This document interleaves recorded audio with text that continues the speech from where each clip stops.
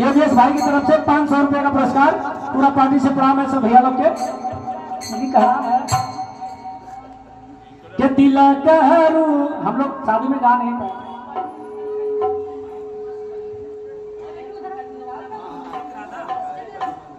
के तिलक हरू दुवरिया पे आई गई ले, तिलक हरू दुवरिया पे आई गई ले, तिलक हरू